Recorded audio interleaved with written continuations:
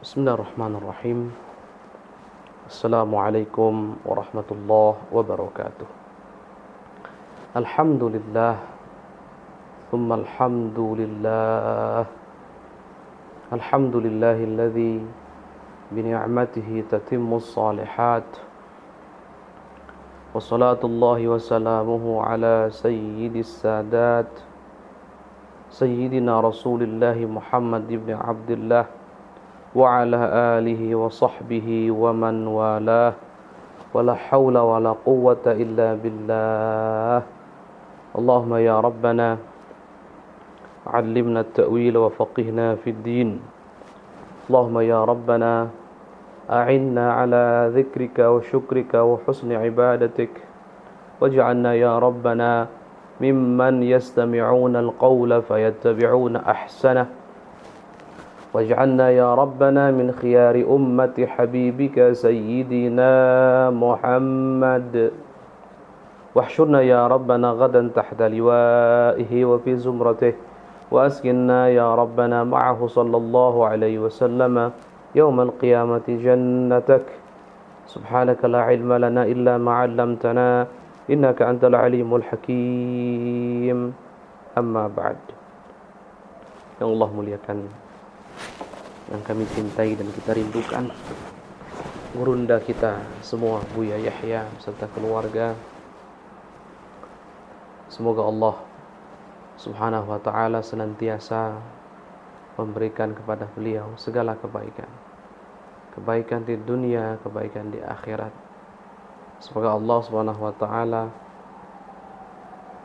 memberikan kepada beliau segala kemudahan, khususnya adalah kemudahan dalam urusan-urusan dakwahnya, dan semoga Allah subhanahu wa ta'ala menganugerahkan kepada beliau usia yang panjang dalam ketaatan serta sehat walafiat, dan semoga Allah subhanahu wa ta'ala menjadikan kita semua orang-orang yang sambung hati dengan beliau, dengan perjuangan beliau dan guru-guru beliau, dari guru ke guru sampai dengan baginda Nabi Muhammad sallallahu alaihi wasallam. Dan semoga Allah menjadikan sambung hatinya kita dengan para pewaris-pewaris baginda Nabi Muhammad sallallahu alaihi wasallam, menjadi sebab sambung hati yang hakiki kita dengan baginda Nabi Muhammad sallallahu alaihi wasallam, dan menjadi sebab kita semua mendapatkan anugerah syafaat baginda Nabi Muhammad sallallahu alaihi wasallam yaumul qiyamah. Ya Allah muliakan, kami cintai para asatidzah, para alim ulama, para santri, anak-anakku semuanya, santriwan santriwati, para hadirin, para pemirsa, para pendengar dimanapun Anda berada. Masih dengan kajian kitab Riyadhus Shalihin dan kitab Sulam Taufiq. Alhamdulillah, kita semua dianugerahi oleh Allah Subhanahu wa taala untuk senantiasa istiqamah, untuk senantiasa konsisten menempuh jalan ilmu dalam rangka dan upaya mendekatkan diri kepada Allah Subhanahu wa taala. Kita telah sampai kepada pembahasan dalam kitab Sulam Taufiq, yaitu pembahasan tentang syarat atau fardunya wudu. Terakhir kita sama-sama telah membahas tentang perkara-perkara yang wajib dilakukan oleh orang tua, oleh pemimpin, dan oleh umat Islam tentunya, yang berkaitan dengan pertama berkaitan dengan keluarganya, berkaitan dengan anaknya, dan untuk para pemimpin berkaitan dengan yang dipimpinnya, rakyatnya dan masyarakatnya, khususnya perkara salat tentunya. Jika mereka atau yang dipimpin atau rakyatnya atau masyarakatnya meninggalkan salat, maka apa yang akan atau wajib dilakukan oleh seorang pemimpin kita sudah bahas, sudah selesai. Ini hanya mereview ulang saja. Barangkali ada yang mengikuti pelajaran ini baru mengikuti, tidak mengikuti yang sebelumnya, maka kami ingatkan dan bisa melihat di pelajaran-pelajaran sebelumnya tentunya, insyaallah, karena ini direcord dan ini disebarkan. Baik, kita masuk pada pembahasan faslun fi furudil wudu. Qala al-musannifu as-sayyidu al-imam al-habib Abdullah bin Tahir, nafa'ana Allahu bihi wa bi'ulumihi fid darin amin, ila an qala wa min syurutis salatil wudu'u.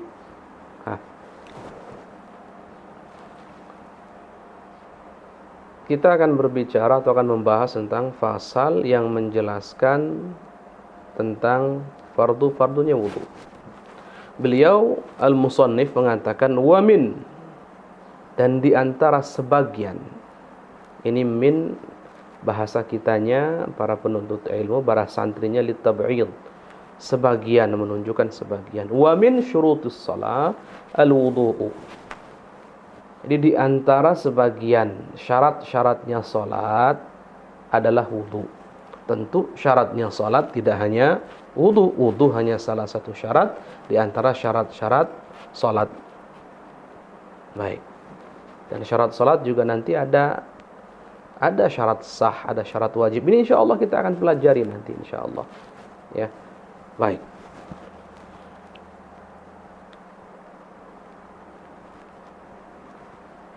Qal wa min syurutis salatil wudu wa furuduhu sittatun, dan fardu-fardunya wudu adalah 6.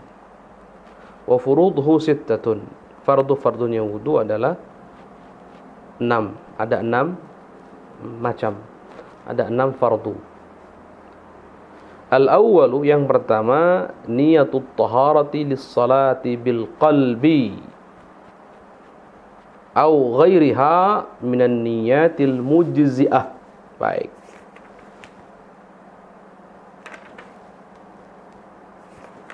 Inda ghaslil wajhi. Baik. Ini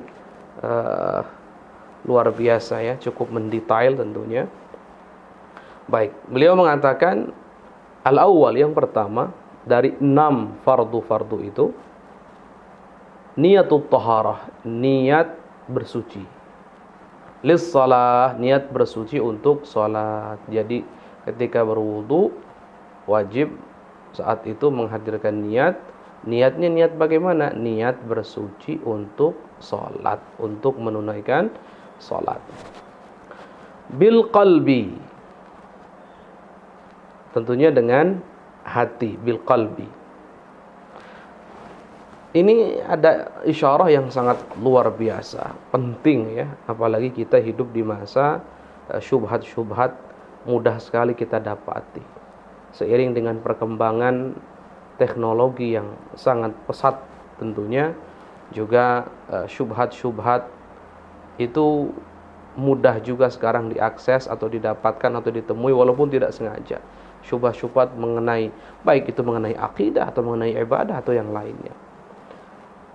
Lihat, beliau mengatakan yang pertama adalah niat bersuci untuk menunaikan salat dengan menggunakan hati. Artinya niat itu ada di hati.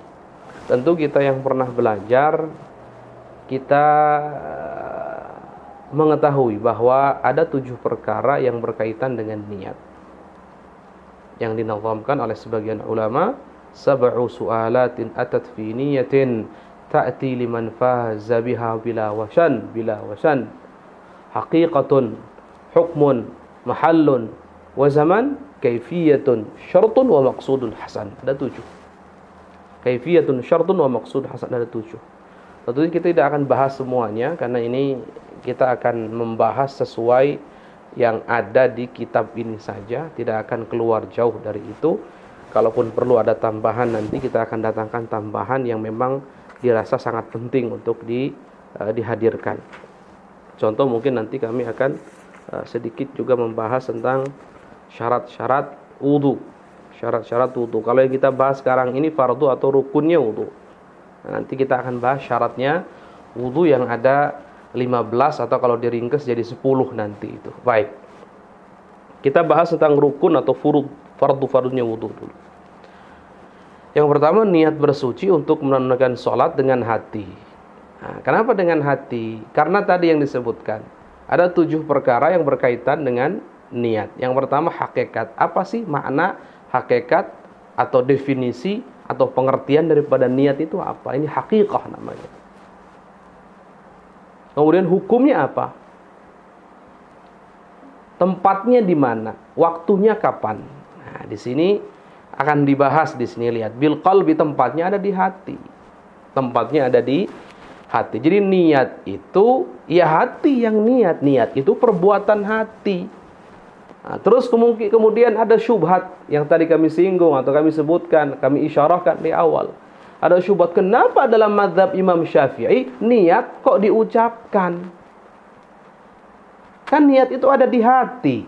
Maka jawabannya justru karena niat ada di hati, maka yang diucapkan tadi itu namanya talafudz bin niyah, mengucapkan apa yang diniatkan dalam hati, dan itu bukan niat. Talafudz bin niyah, melafalkan niat, bukan niat. Ingat, niat ada di hati tempatnya. Melafalkan niat bukan niat. Terus apa dong gunanya kalau begitu? Untuk membantu menghadirkan niat dalam hati. Jadi melafalkan niat itu dianjurkan karena umumnya manusia, lihat, umumnya manusia akan lebih hadir hatinya dalam menghadirkan niat, akan lebih siap, akan lebih fokus ketika kita mengucapkan atau mengucapkan niat tersebut, melafalkan niat tersebut dengan lisan kita. Coba, tiba-tiba contoh, lagi capek, lagi lemah, atau lagi dalam keadaan normal saja, masuk waktu sholat. Tiba-tiba Allahu Akbar, takbiratul ihram. Dia lupa niat. Padahal kan ada perkara yang wajib dihadirkan dalam niat. Kalau sholat fardu, qasdut ta'in fardhi, ini nanti kita bahas lagi. Tiba-tiba Allahu Akbar, dia nggak menghadirkan ketika Allahu Akbar, nggak menghadirkan yang namanya niat, batal sholatnya. Tapi kalau di awal, dia sudah siap-siap, kemudian sholli fardhu dhuhri 4 rakaat mustaqbil qiblati adaan imaman atau makmuman lillahi ta'ala. Allahu Akbar. Nah, maksudnya ini dilafalkan agar hati hadir dalam menghadirkan niat. Jadi hati siap, hati fokus dalam menghadirkan niat. Sehingga ketika takbiratul ihram mulai dari hamzahnya Allah, lafaz Allah, hati siap saat itu. Niatnya hadir. Nah, niat yang sesungguhnya yang hakiki adalah di hati, dan itu beriringan atau dihadirkan dengan awal mula perbuatan, lihat, perbuatan salat, melakukan salat, yaitu takbiratul ihram. Ketika hamzah Allah, sini mulai hadir nih, Allah, ini mulai hadir niat. Allahu Akbar. Kita tidak akan bahas tentang iqtiran hakiki atau iqtiran urfi, enggak sudah. Muqaranah hakiki atau muqaranah urfiyah, kita tidak akan bahasin antara niat dengan takbiratul ihram, itu nanti pembahasannya ada lagi. Yang jelas, ingat bahwa melafalkan niat itu bukan niat. Niat itu adanya di hati. Ingat itu. Enggak melafalkan pun enggak ada masalah kok. Yang penting niatnya tetap ada dalam hati itu tadi. Karena tempatnya niat ada dalam hati. Kemudian ada yang mengatakan, kalian kenapa? Kan sholat itu, kata Rasulullah, adalah tasbih. Sholat itu adalah doa, adalah zikir. Kenapa kok ada usoli? Usoli kan bukan termasuk zikir dan doa. Masya Allah, luar biasa. Jawabannya simpel, mudah. Coba pelajari. Usoli itu bagian dari sholat atau bukan bagian dari sholat? Ketika kita mengucapkan usolli fardhu zuhri, itu di luar sholat. Ingat apa itu definisi sholat? Af'alun wa aqwalun muftatahatun bit takbir. Perbuatan-perbuatan dengan anggota badan kita, dengan ucapan-ucapan kita yang dibuka dengan takbiratul ihram. Berarti kapan mulai terhitung sholat? Ketika kita mengucapkan Allahu Akbar. Beriringan dengan mengucapkan Allahu Akbar ini wajib dilafalkan ini. Hati hadir dalam mewujudkan niat, dalam menghadirkan niat saat itu. Beriringan dengan ini. Berarti yang usolli ya sebelum sholat kalau itu. tidak masuk dari bagian sholat. Karena sholat dimulai kapan? Allahu Akbar, dimulai dengan takbiratul ihram. Usolli kapan? Usolli sebelum takbiratul ihram. Berarti bukan bagian dari sholat, bukan bagian dari sholat. Baik, ini sekedar wawasan karena emang syubhat menyebar di mana-mana. Tapi ini penting. Masya Allah, musannif di sini sudah mengatakan bil qalbi, dengan hati, bukan dengan lisan. Dan kami yang bermadhab Syafi'i, yang memang dari kecil diajari bagaimana fikih itu, perukunan sholat dan seterusnya, ya niat di mana-mana ada di hati. Kami belum pernah mendengar bahwa niat ada di lisan, itu belum pernah. Cuman guru-guru mulia kami selalu menjelaskan, lisan ini hanya untuk membantu menghadirkan niat dalam hati. Niatnya ada di mana? Di hati. Sekali lagi, ini sudah diingatkan di sini. Bil qalbi, dengan hati. Dan ini kitab yang namanya Kitab Sulam Taufik hampir dikaji di setiap pesantren-pesantren yang ada di Indonesia ini. Khususnya pesantren yang biasa disebut dengan pesantren Kobong, pesantren Salafi. Diaji ini, bahkan diaji satu-satu murid yang ngaji ke kiainya, ke ustaz. Bil qalbi, bil qalbi, bil qalbi. Lihat. Ini Masya Allah, ini memang sedikit mungkin keluar dari pembahasan, tapi ini walaupun istitradi, ini ada pentingnya, karena memang kita hidup di masa syubhat banyak dan perlu terkadang syubhat itu kalau sudah menyebar perlu dijawab.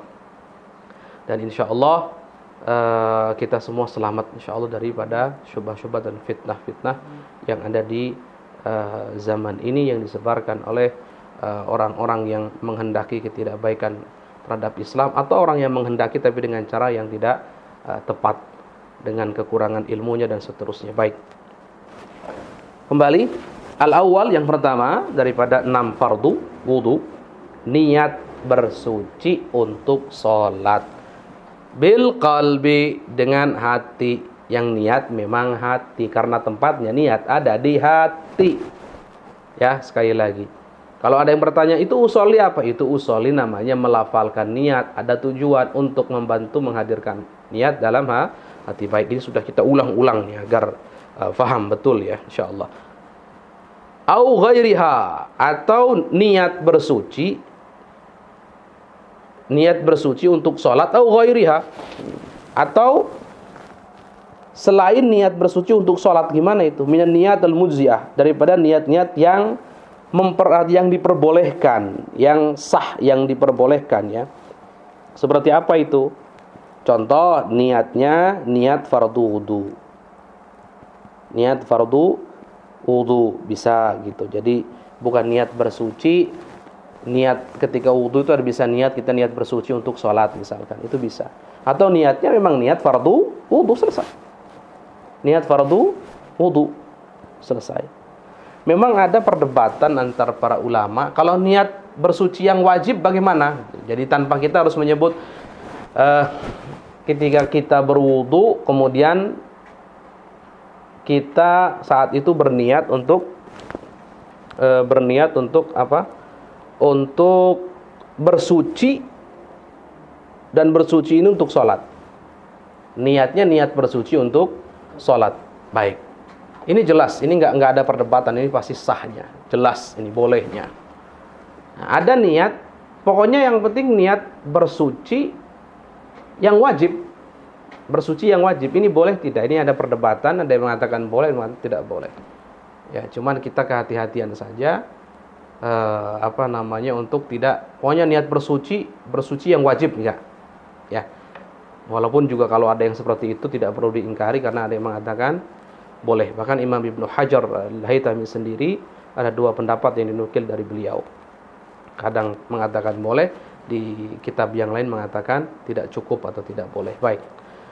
Nah, atau niatnya gini, niat fardu wudu, sudah aman, sudah. Niat fardu wudu, menunaikan fardu wudu. Niat ada fardu, ada wudu, atau niat fardu wudu, selesai. Ya. Biasanya kita kalau niat itu simpel sih, diajar oleh guru-guru mulia waktu dari kecil. Nawaitu wudu'a li raf'il hadatsil asghar fardhan lillahi ta'ala. Sudah cukup itu, niat fardu wudu, selesai. Ya. Baik. Minan niat al-mujzi'ah.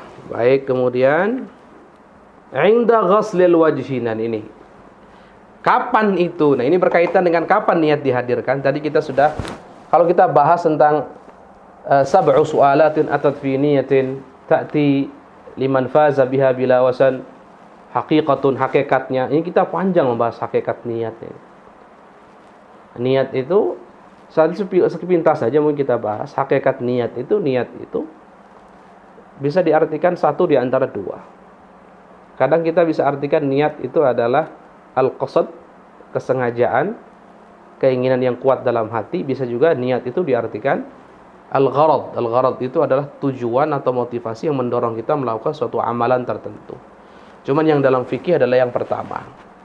Nah, karena qasad itu, karena keinginan yang ada dalam hati kita itu, kesengajaan dalam melakukan suatu tertentu, itu kadang-kadang berbeda-beda, bukan kadang-kadang, fakta, memang berbeda-beda. Kadang kuat, kadang lemah, dan seterusnya. Ini keinginan ya. Makanya kami sering sebutkan bahwa ada maratibul qasad, ada tingkatan-tingkatan keinginan dalam hati, tingkatan kesengajaan dalam hati yang ada 5. Mulai dari hajiz, khatir, hadithun nafas, kemudian ham, kemudian azam. Niat ini yang mana dalam fikih? Niat ini termasuk golongan yang kelima, yaitu yang paling kuat. Jadi keinginan, kesengajaan dalam hati untuk melakukan satu amalan tertentu yang sangat kuat keinginan tersebut. Nah, tidak hanya sangat kuat, dalam fikih harus beriringan dengan melakukan perbuatan yang diinginkan. Contoh, kita niat wudu. Berarti perbuatannya adalah wudu. Berarti niat itu dihadirkan di awal kita melakukan wudu.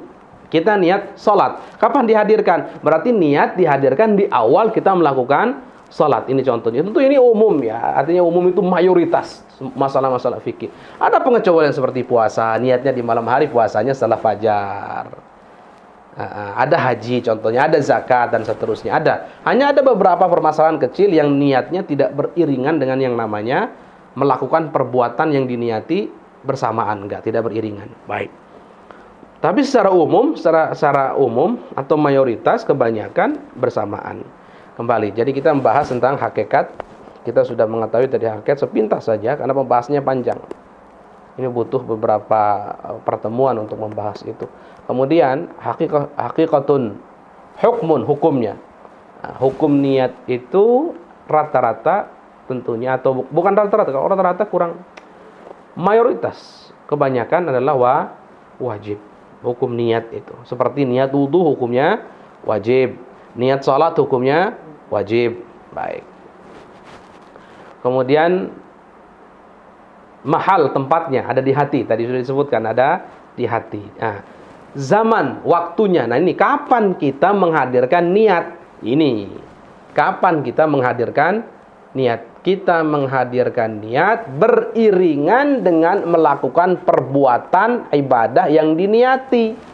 Kita niat wudu berarti beriringan dengan melakukan wudu. Awal wudu, apa awal wudu? Membasuh, yang fardu ya. Awas, membasuh wajah. Makanya di sini dikatakan 'inda ghaslil wajhi. Kapan niat itu dihadirkan? Ketika membasuh wajah. Lihat. Ketika membasuh wajah. Ingat, ini bahasanya membasuh ghusl, harus mengalir airnya. Harus mengalir ya. Baik. 'Inda ghaslil wajhi. Ketika membasuh wajah, berarti niat tadi, niat fardu wudu, atau niat tohara untuk sholat, atau niat tohara yang wajib menurut sebagian ulama, itu dihadirkan kapan? Dihadirkan ketika kita melakukan rukun wudu atau fardu wudu yang merupakan perbuatan ya. Mulai wudu, perbuatan pertama.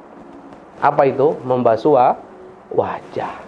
Jadi niat dihadirkan dengan wudu, perbuatan wudu yang pertama, yaitu membasuh wajah. Jadi saat membasuh wajah, saat ini dihadirkan niat.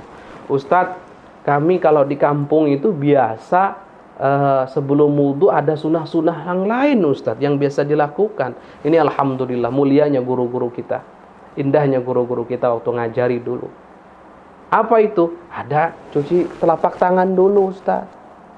Kemudian juga ada kumur-kumur dulu Ustaz. Kemudian ada istinsyak, memasukkan air ke hidung, kemudian dikeluarkan lagi, istinsyak dan istinsar. Ini ada Ustaz. Baik, itu semuanya adalah sunnah. Di sini belum waktunya untuk menghadirkan niat. Jadi cuci tangan belum ada niat di situ. Kumur-kumur, madmadah juga belum ada. Istinsyaq dan istinthar juga belum ada waktu itu niat. Belum waktunya. Ketika membasuh wajah, saat ini. Awal perbuatan berwudu yang termasuk fardu yaitu wajah. Awalnya lihat. Saat itu niat dihadirkan. Makanya dikatakan di sini inda ghaslil wajhi. Nah, ini masya Allahnya yang luar biasa. Kitab ini kitab kecil tapi luar biasa. Paling tidak sudah menyebutkan kepada kita di mana tempatnya niat dan kapan niat harus dilakukan. Lihat. Di mana tempatnya niat, kapan niat harus dilakukan. Jadi kalau lagi wudu, niat wudu, hadirkan niat ketika membasuh wajah. Karena wajah adalah fardu pertama yang fi'li, yang merupakan perbuatan badan kita. Lihat, wajah, membasuh wajah itu yang pertama. Maka saat itu dihadirkan. Salat bagaimana? Permulaan amalan salat apa ya? Takbiratul ihram, berarti niat diajarkan ketika takbiratul ihram, seperti itu. Ya, ini luar biasa. Ini pembahasan tentang niat ini sebetulnya pembahasan yang panjang kami sebutkan tadi, tapi paling tidak kita punya wawasan yang berkaitan dengan niat yang penting-pentingnya. Ya, yang penting-pentingnya. Baik, fardu yang pertama apa? Fardu yang pertama adalah niat. Niat apa? Niat bersuci untuk sholat atau niat menunaikan fardu wudu atau niat bersuci yang wajib sudah. Karena menurut sebagian ulama itu diperbolehkan. Baik. Di mana niat itu? Awas, hati-hati. Di mana adanya niat? Di hati. Kemudian lisan itu untuk apa? Untuk membantu menghadirkan niat. Lihat, untuk membantu menghadirkan niat. Ingat, kapan? Nah, jawabannya inda ghaslil wajhi. Kapan? Ketika memulai membasuh wajah. Saat itu niat dihadirkan. Ini fardu yang pertama.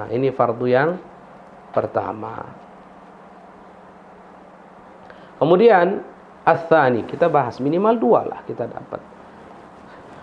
Fardu yang kedua, ghaslul wajhi jami'ihi min manabiti sya'ri ra'sihi ila adh-dhaqn wa min al-udhuni ila al-udhun sya'ran wa basharan la batina lihyat ar-rajuli wa 'aridaihi idza kathufat.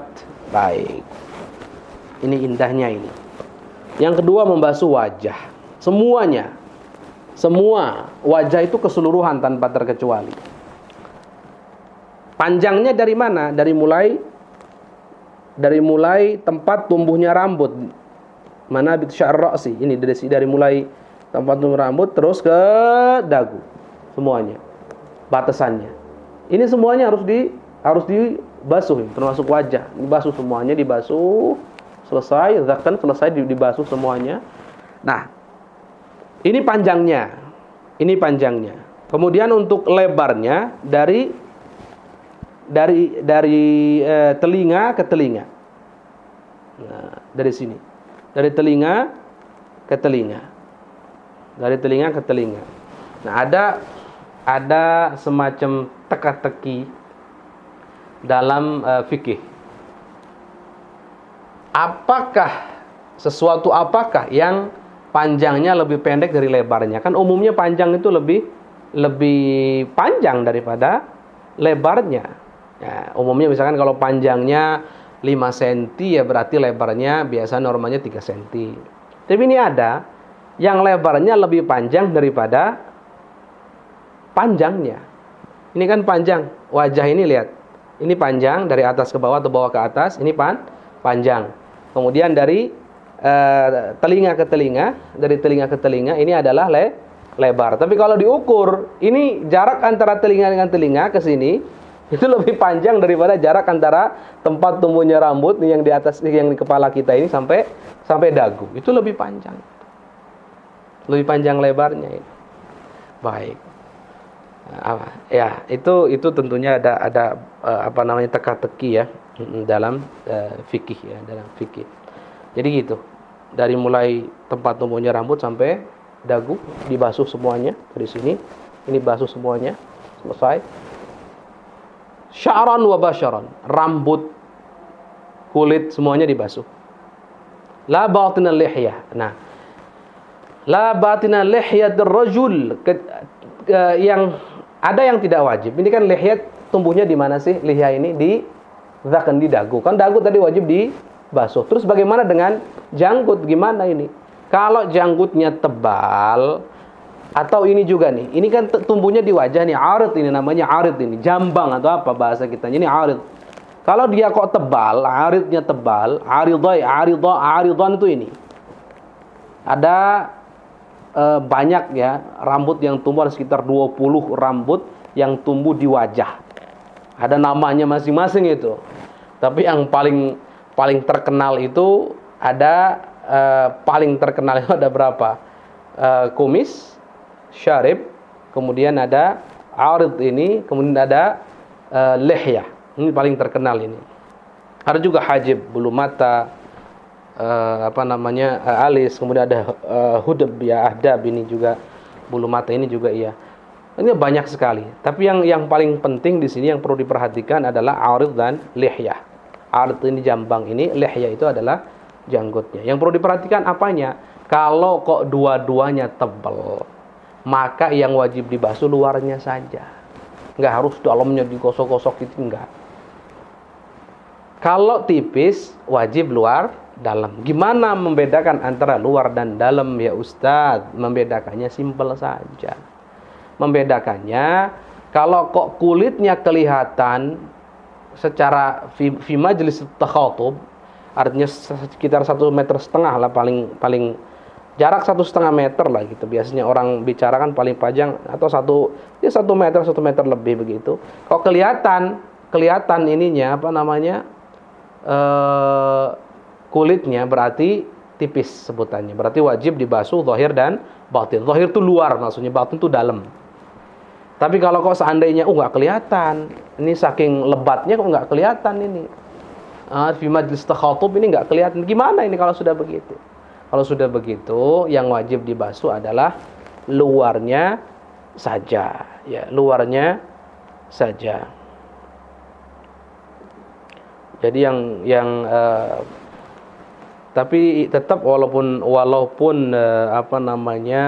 yang wajib dibasuh luarnya saja, ihtiyat, jaga-jaga, dan juga hukumnya adalah sunnah dibasuh semuanya, luar dalam. Makanya yang punya jenggot kalau wudu paling enggak begini, dia begini.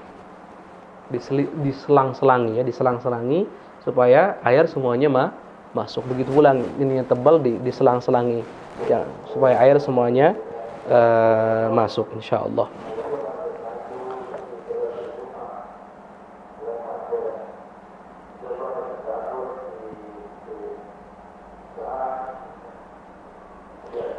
Baik, ini fardu yang kedua, membasuh wajah semuanya. Semua batasan wajah. Dari rambut, awal rambut untuk panjangnya sampai dagu. Kemudian untuk lebarnya dari telinga ke telinga. Ini dari telinga ke telinga semuanya.